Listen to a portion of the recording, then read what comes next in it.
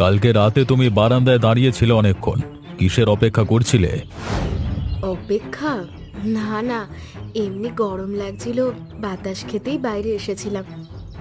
অত রাতে বাতাস? কোনোদিন তো আসো না। আর তাছাড়া জানালা তো খোলা ছিল। এমনি গো, ঘুম আসছিল না তো তাই দাঁড়িয়েছিলাম।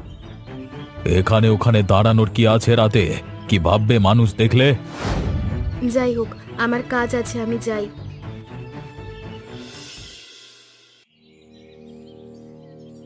মাধবদার কি খবর? কি আবার খবর? গতবার তো বললাম ওর সর্দি কাশি হয়েছে। আজকাল তুমি তার কথা কম বলো। ঝগড়া হয়েছে নাকি? ঝগড়া আবার কেন হবে? ও তো আমার দাদা। দাদা হলেই কি সব হয়ে যায়? সে কি আমাদের সংসারের অবস্থা জানে? তোমার চুপচাপ থাকবার কারণ কি সেটা সে দাদা হয়ে জানে? কই, আমি তো চুপচাপ থাকি না। না থাকলে এখন ওরকম আজকাল মুখ তুলে কথা কেন বলো? সারাদিন যেন কি ভাবছো?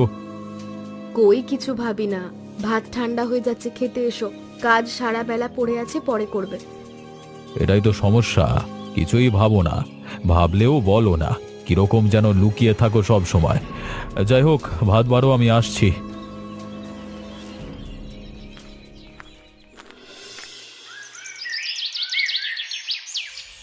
শোনো, আজ ডালে একটু বেশি হলুদ দিতে হবে, ওর গায়ে ব্যথা বলছিল। হ্যাঁ, দিচ্ছি। কাল রাতে শুনলাম আবার কথা কাটাকাটি হয়েছে তোদের। কিছু না মা, এমনি সাধারণ কথা। সাধারণ কথা কখনো এত জোরে হয় না বৌমা, বাড়ির ভেতর পর্যন্ত শুনতে পেলাম। তিনি রাগী মানুষ মা, তাছাড়া ছোট ছোট বিষয়ে একটু সন্দেহ করেন। সন্দেহ সব পুরুষই করে। তুমি একটু কথা বলো ভালো করে ওর সাথে, চুপচাপ থেকে লাভ নেই। তা ওদের সঙ্গে দেখা সাক্ষাৎ কমিয়ে দিলেই তো ভালো হয়। কাদের সঙ্গে মা?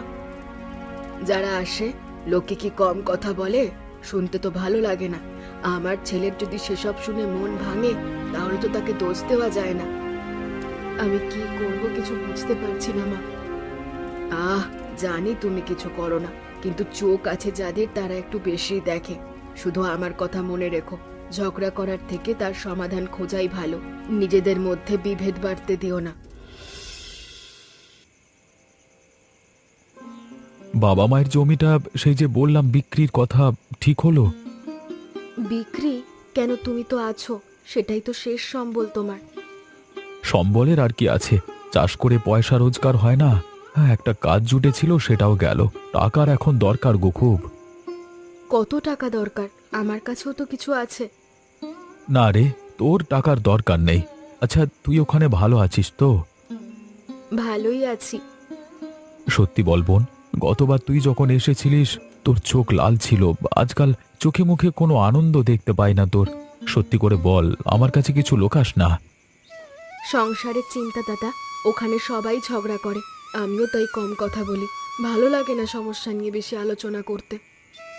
আমার বাড়ি চলে আয় কদিনের জন্য। তুই ছোটবেলায় যেমন থাকতিস, শুধু দুদিন ব্যাস। একটু হাওয়া বাতাস পাল্টালে মনটা ভালো হয়ে যাবে। না মানে, এখন যাওয়াটা ঠিক হবে না। ও বুঝবেও না কিছু, বেকার ঝামেলা হবে। ওর অনুমতি চাইলে হবে না? তুমি তার স্ত্রী তো, বন্দি তো আর না। একটা মেয়ের জীবনে কত সমস্যা থাকে, সেটা তুমি আর কি বুঝবে দাদা। কিছু হয়েছে অনিমা? সে কি কিছু বলে তোকে? না না, কিছু না, ও তুমি চিন্তা করো না। আর হ্যাঁ, জমিটা বিক্রি করো না, আমি কিছু একটা ব্যবস্থা করব। ব্যবস্থা তুই কিছু করিস না, আমি যাই এখন। কিন্তু মনে রাখিস, আমার দরজা সব সময় খোলা তোর জন্য। যখনই ডাকবি তখনই চলে আসবো।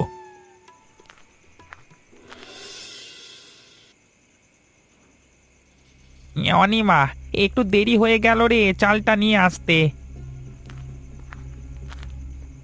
ও, রূপেনদা, এত রাতে? জানি রে, ভাই বাড়িতে নেই বলি শুনলাম, শহরে গেছে নাকি। তাই ভাবলাম দেরি করলে বাড়ির সবাই ঘুমিয়ে পড়বে। চালটা রাখ, আগের বারের মতো এই কয়েকদিন তবু চলে যাবে। ধন্যবাদ দাদা, কালকে দামটা নিয়ে যাও। না না, তাড়াতাড়ির কি আছে এত, যখন পারবে দিও। তোমার দাদার খবর কি? শুনলাম কিছু সমস্যা হয়েছে নাকি? হ্যাঁ, কাজ গিয়েছে তার, সেই নিয়ে একটু চিন্তায় আছি। মানুষ মাত্রই চিন্তায় থাকে অনিমা। তুমি যেন আরো একটু বেশি চুপচাপ হয়ে যাচ্ছ দিন দিন। আগে কাকলির সাথে এত হাসি তামাশা করতে ভালো লাগতো বেশ। ইয়ে, মা ডাকছেন। আপনাকে কষ্ট দিলাম এত রাতে, রূপেনদা। ঠিক আছে ঠিক আছে, আমি যাই। একা ঘর, সাবধানে দরজা বন্ধ করে রেখো। আর যদি কোনো সাহায্য লাগে খবর দিও, প্রতিবেশী হিসেবে তো আছি আমি।